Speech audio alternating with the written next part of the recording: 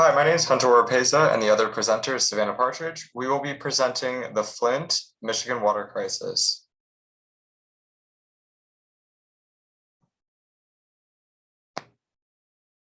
Okay, the city of Flint's water supply. So the city of Flint is located in Michigan, and their water supply is based off of an infrastructure which in 2014 was switched from the Detroit Reservoir to the Flint Reservoir. However, when doing so, the economic factor became a primary motivator for the local government. This initiated a switch, and the operation ended up saving the local government about $4 to $6 million every year, but came with a lot of consequences as well.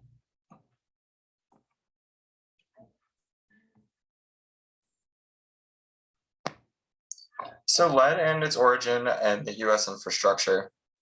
So the US population used a large amount of lead-based materials within the US fabricated products during the 1900s. This included many day-to-day items.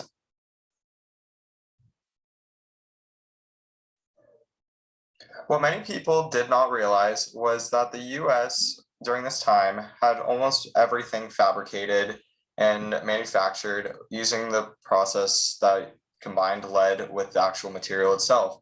We can see this in the picture as lead takes part in many games.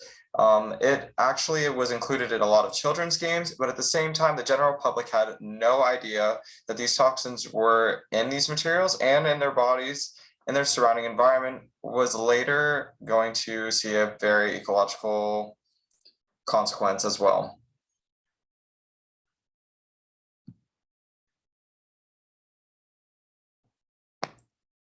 Another main contributor, as I mentioned earlier, and we were looking more closely into this picture, was gasoline. Gasoline was one of the major materials that we see in Americans or the US's past, and to increase the octane levels in the gasoline during this time period, they actually added more lead to it and therefore increased the octane. However, later on, we see that this gets banned along with the paint as well. And you can see here in the picture is a man working at the gas station and labeling the price of the leaded gasoline as it is more than the unleaded version.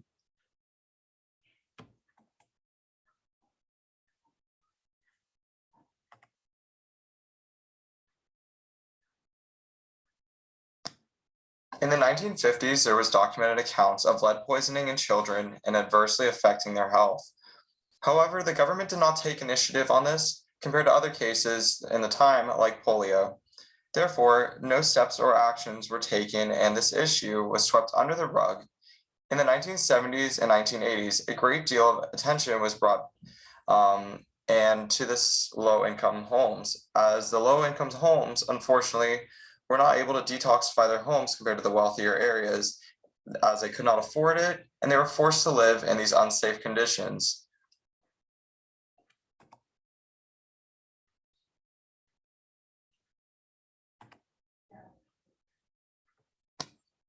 Closely looking into this picture, we see that the use of lead paint was apparent in these old structures. So by adding more lead to paint, it increased its durability and lasted for a long period of time. And that's why we see them today, looking like this. The US laws later banned the usage of these items, which caused a great deal of concern for general public health and child-related illness in regards to leading to lead poison and pediatric concerns.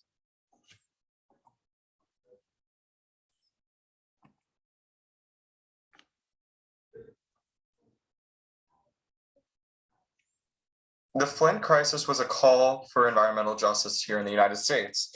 So environmental justice can be defined and include anything from healthcare and provide services to the citizens regards to the environmental disaster which has taken place, to provide them with the ability to have the living conditions once again that they had beforehand.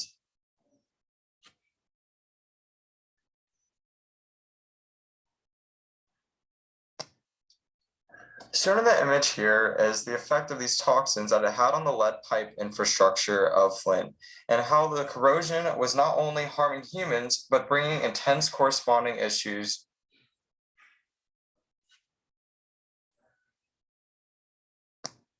This caused many major political issues to rise, especially in the city of Flint itself. So, bringing into account the many different levels of who is going to be responsible for this, allowed for a great deal of dispute because we have never had an environmental concern like this in the past. So federal law states that it is the responsibility of the federal and state government agencies to provide and oversee the ability for its citizens to have safe drinking water. The Environmental Protection Agency's role is to create a standard monitoring process that allows techniques and assistance to be provided as the primary regulatory and organization and authority process. The National Guard has also been issued to bring portable water to people of the town, as the water continues to be contaminated and unsafe to drink. Unfortunately, there was this distilling of power between who gets blamed for what had a very negative effect. So the reason there was a failed attempt at fixing this issue is because, according to the Safe Water Drinking Act, this originally falls under the state and local government's jurisdiction. But since there is way that a state can no way that a state can enforce it, local governments can spend their money and so they please, as long as they don't exceed their budget. However, the state becomes liable for this problem as the Environmental Protection Agency can fine them. We see that there is nothing that the Environmental Protection Agency can do to shut down a city per se, as thousands of people would have been displaced. Daniel J. Florino describes it incredibly well, as it is comparative to family relationships. You might not get along, but you have to work together for a common goal, and that is the safety of humans.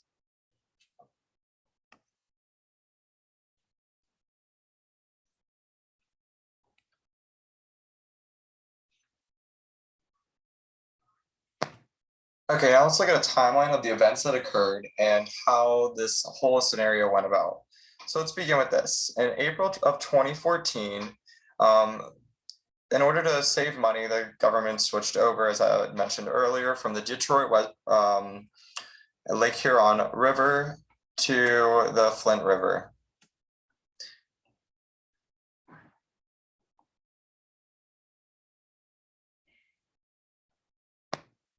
And in May of 2014, we see that the residents complain that there is a weird taste, a color, and an odor to the water. However, local officials continue to ignore this.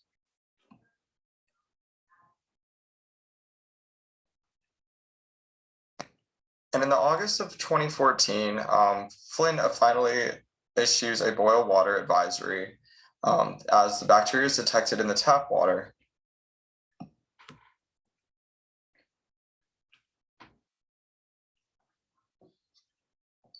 And on October of 2014, General Motors, which had a factory in the city of Flint, pulls its factory, crushing the local economy because they claim that the water from the Flint River was corroding the car parts.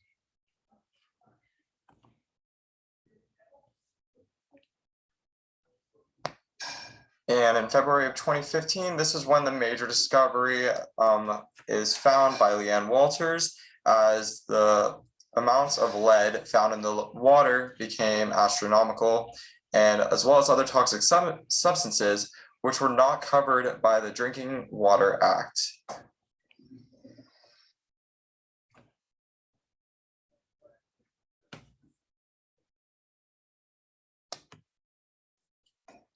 And then in March of 2015, the city council votes to reconnect with the Detroit water system.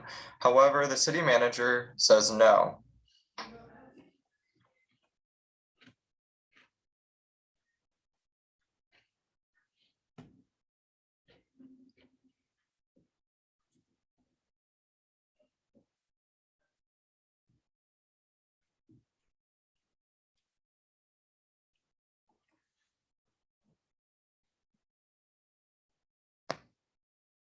And of course, the surrounding area of Flint is still affected by this, including Flint itself.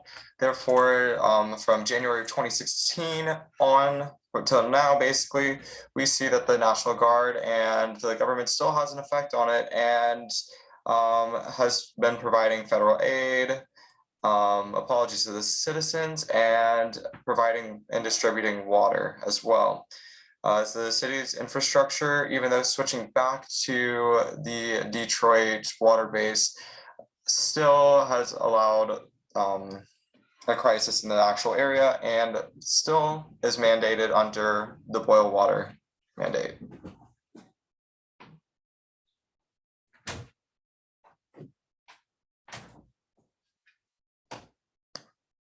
This lasting effect of contamination has a huge effect on these people.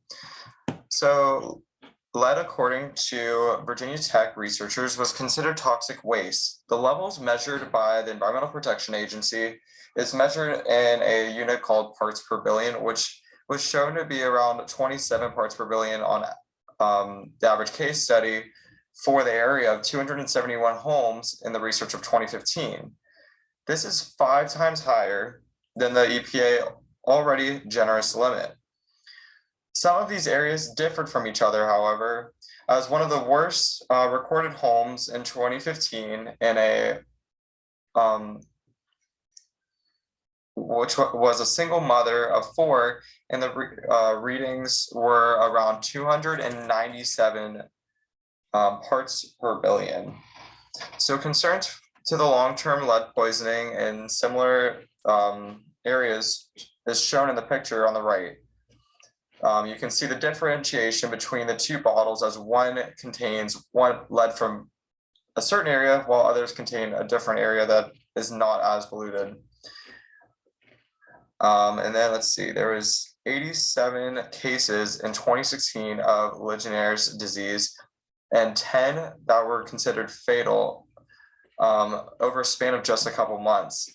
And then also in 2015, there was 9,000 reported cases of kids under the age of 6 that are exposed to high levels of lead in drinking water and went and had long-term lead poisoning effects as well.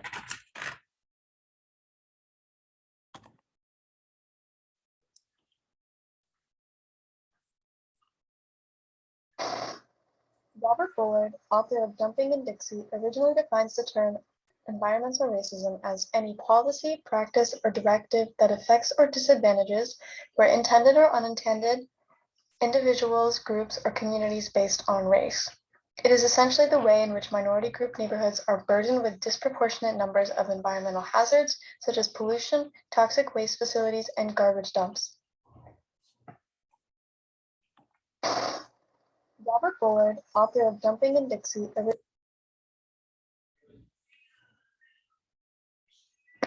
Pictured above is a demographic map of New York City detailing the distribution of population of color and waste management facility locations. As you can see, many of the facilities are congregated in areas of higher minority populations. Over 70% of contaminated waste sites are also located in low-income neighborhoods. Picture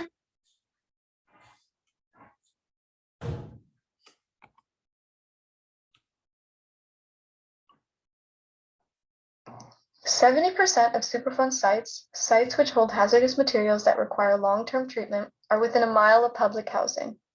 Pictured above is a map of South Carolina, plotting Superfund sites alongside a demographic map showing the percentage of non-white residents. Of the 25 Superfund sites depicted, only 2 are listed in areas designated as having a 1.4 to 15.7% non-white population.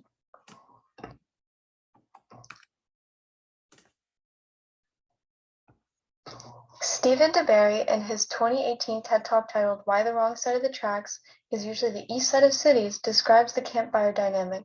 10 people sit around a campfire and everyone wants to stay warm, but who sits with the smoke blowing in their face?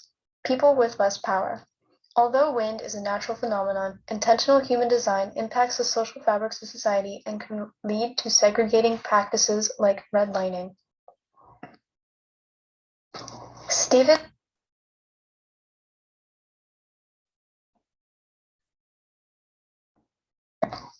Pictured above is Naples, Florida, my hometown. To the east are Golden Gate City and a neighborhood known as the Estates. Golden Gate is seen as a square community, and just north of it is the Estates. As of 2019, the average median income in this region was $48,958, and 68% of the population was Hispanic, while 13% of the population was Black. Meanwhile, the median income in Naples was $107,013, with more than 88% of the population being white. I thought it was also interesting to note that the median property value in Naples was $988,500, whereas the median property value in Golden Gate was around $233,000. Although seemingly insignificant, property taxes fund our public education system, and looking at the median household income can provide insight on local education disparities.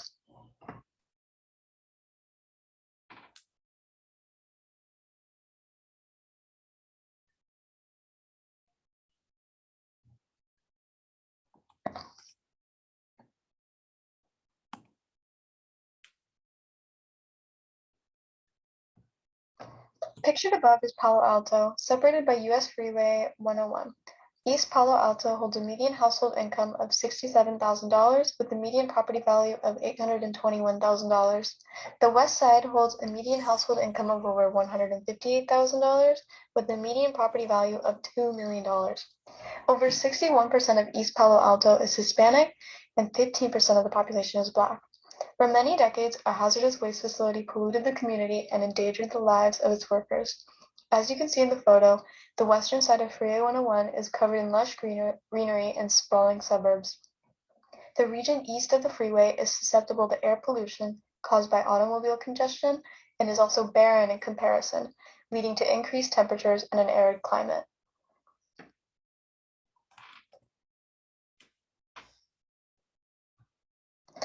A predominantly Black and low-income community, Pahokee, Florida is another city facing environmental racism at a much more local scale.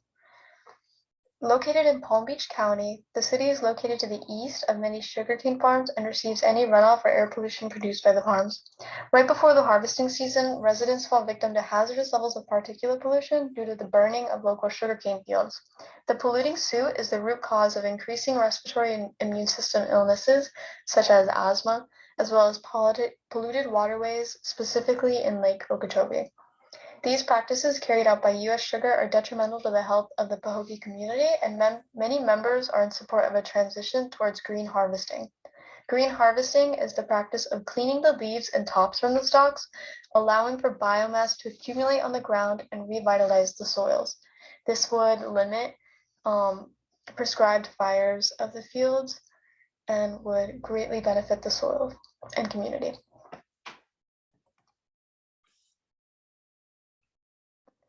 Contrary to popular belief, environmental racism in Flint didn't begin with the water crisis. Flint, Michigan began as an industrial town heavily reliant on automobile industry giants like General Motors and Buick for economic success. Automotive plants release sulfuric acid and other smokestack emissions into the air frequently. Fabricating one car produces 29 tons of waste and 1,207 million cubic yards of polluted air. Paint shops used by these companies utilize large quantities of solvents, and in the state of Michigan, these paint shop solvents account for almost 1/4 of all pollution from volatile organic compounds, or VOCs.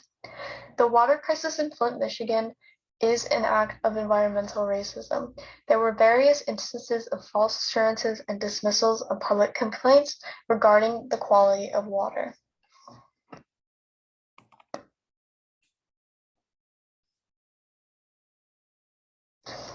In Flint, 4 in 10 families live below the poverty line. Unemployment is relatively high, and the majority of the population is Black. Were Flint more affluent, it's unlikely that the contamination would have continued for 18 months after citizens first voiced complaints about the water quality. Disadvantaged children are exposed to more lead than their wealthier counterparts because they are more likely to live in houses that harbor deteriorating lead paint, live in neighborhoods with greater soil and dust lead concentrations, and more likely to have nutritional deficiencies that increase already high levels of lead absorption.